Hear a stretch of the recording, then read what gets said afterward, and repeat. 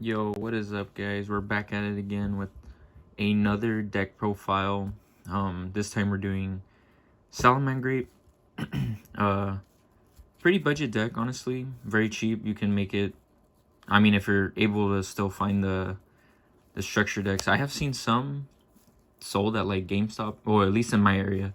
So if you see a structure deck like at a GameStop or something, they're definitely worth picking up. It's a good structure deck. Plus, you get Ash with it. You know, that is if you're still able to find it for like $10. But yeah, so I don't actually play DPE in this list. You could play DPE in Salamangreat, but honestly, I don't. The deck doesn't really need it. It makes the deck like a little better, but like Salad doesn't really need it, to be honest. So yeah, we'll just get right into it. Ooh. And another thing I wanted to say is like, Salad is very similar to like BA, right? Because the deck's been around for a while now, and it still consistently does well. Just because it's a very consistent deck, it does what it wants very consistently. You know, and sometimes consistency is key. Honestly, consistency over power. That's like the saying or whatever. Okay, so starting off, we have the one Gazelle.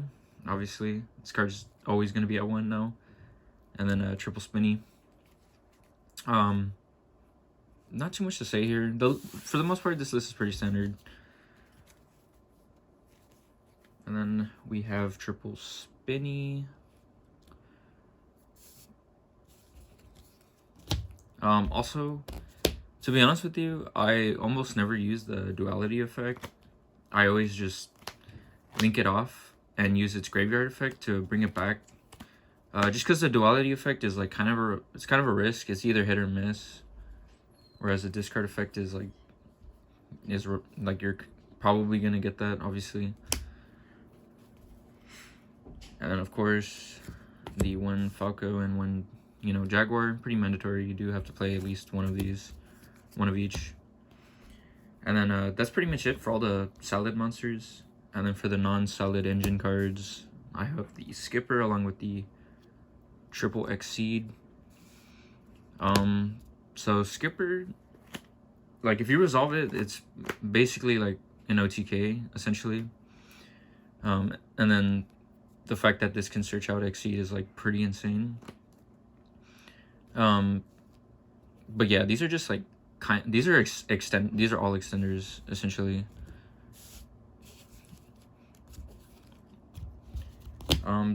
You definitely don't have to play these for sure. Like Skipper is kind of like a flex spot, but personally I like playing it. I think it's pretty good. Being able to search out Exceed is pretty powerful. And then of course Exceed, like being able to make a Baguska or a Dweller. Like honestly, as the game continues to go on, like Dweller will just get infinitely better. So like obviously if you're against like any of the main decks, like pretty much every deck uses a graveyard now. So like going into Dweller is like super strong, having access to a floodgate monster. Baguska as well. Like Baguska is like pretty insane against Flenders, especially, which is like one of your hardest matchups. And then the best normal summon of the deck, triple Bufferlo. Yeah, not much else to say. Just being able to chain block, draw cards, pretty good. And then for the hand traps, we do play quite a lot. Triple Ash. Or these are the monster hand traps. I do play like another hand trap. Triple Ogre and then the triple Nib. So in my BA profile, I pretty much said that like Ogre and Nib are like the best hand traps right now, and I still stand behind that. Just because of like the adventure stuff, obviously it's gonna run rampant throughout the format. So Ogre and Nib are, you know, your best counters to those decks. Ash is kind of like subpar, I guess. It doesn't do like a lot, but it's good enough where like you're gonna be using it in every single matchup. But the reason I wouldn't cut Ash down any more than 3 in this deck is because you can efficiently recycle it off like Wolf if you wanted. So Ash is actually really good, and this is one of the few decks that can like abuse a hand trap like Ash, for example. But yeah, another thing I wanted to touch on was like pretty much any deck right now that can play, you know, at least 10 hand traps or more, along with like all their engine cards. So let's say they have all their engine cards, and then they have room to play like a ton of hand traps, like anywhere from 10 to 14. That deck is going to be really good right now, because hand traps are, the game is kind of shifting more towards hand traps right now, just because of like the adventure stuff. You need to open up at least 2 hand traps. So that's why decks right now that are able to play a lot of hand traps are really good, in my opinion. So any deck that if your deck can squeeze in like 10 or 12 or even up to 14 hand traps, like your deck's in a good spot right now. So yeah, I just wanted to touch on that. Any deck that can play a lot of hand traps is always going to be good, in my opinion. All right, so for spells, for consistency, obviously we have, you know, triple signet mining, and then the double circle to go alongside it. Not much else to say. And then circle as well, is like you can protect your salads from a nib. Like if you let's say you're holding this, right, and you have your combos and stuff, you can use this to make your salads unaffected by card effects, or monster effects, I should say. So pretty good way, like, but that's if you're able to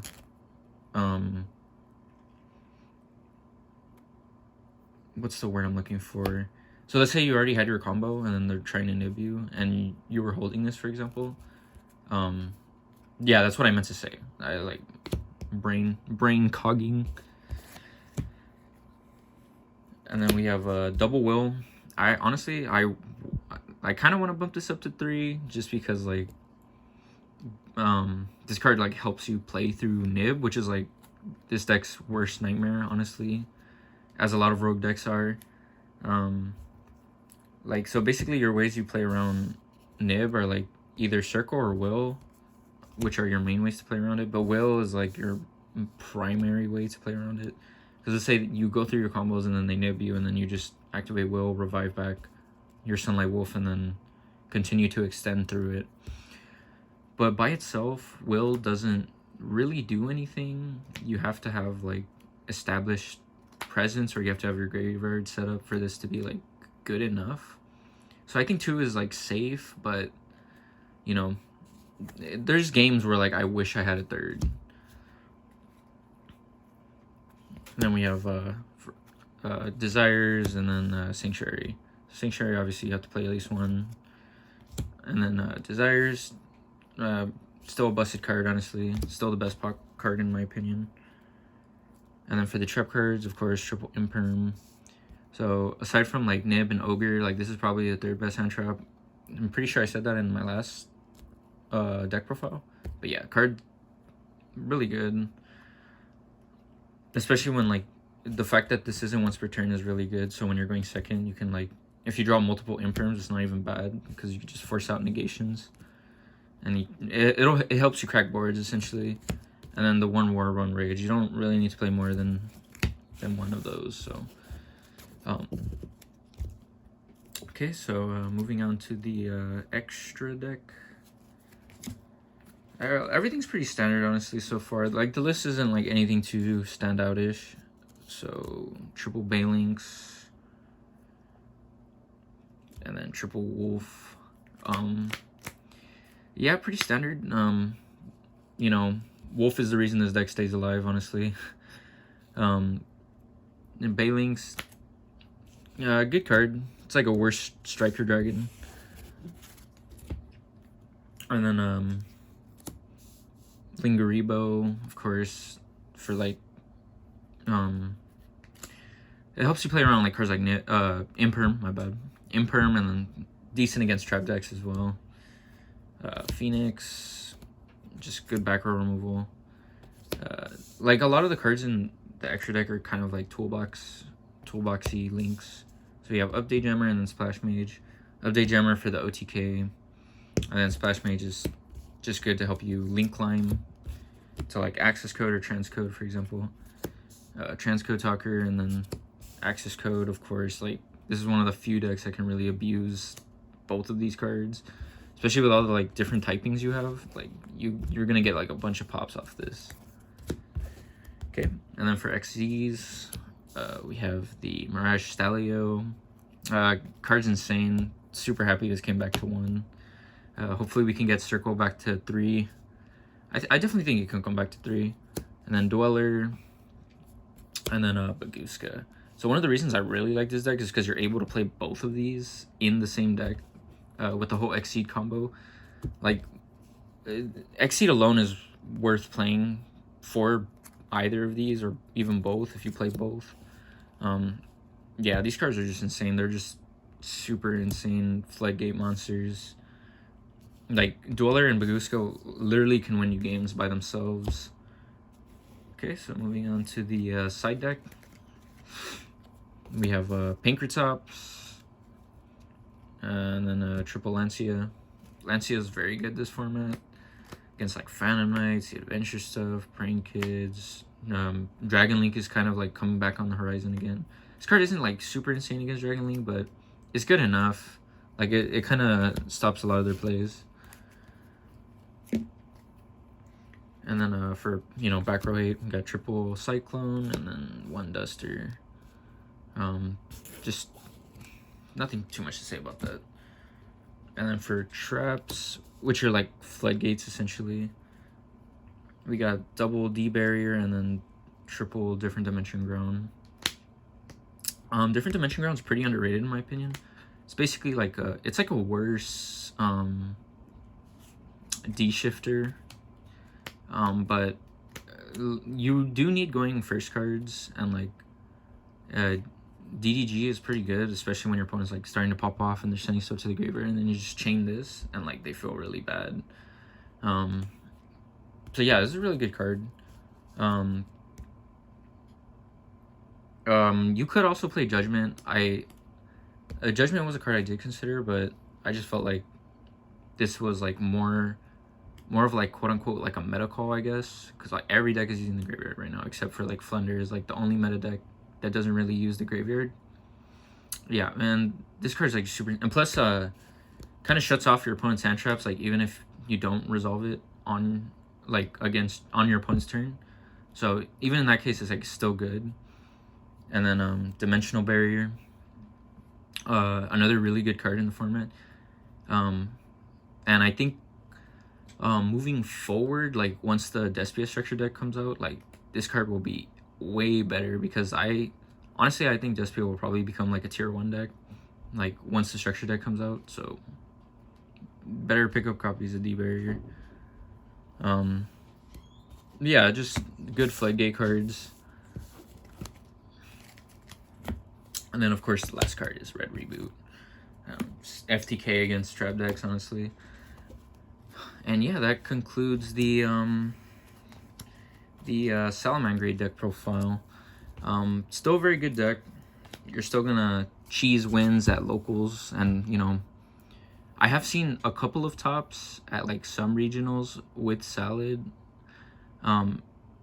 Yeah, the deck is just good, and I think it's always gonna be good. It's kind of like Strikers, right? It's just always gonna be a good deck. It'll be good enough. And it's always a solid rogue deck choice, so can't really go wrong with it. And if you guys enjoy the deck profile, please leave a like, subscribe, and you know, consider hitting the notification button as well. Hope you guys all have a great day.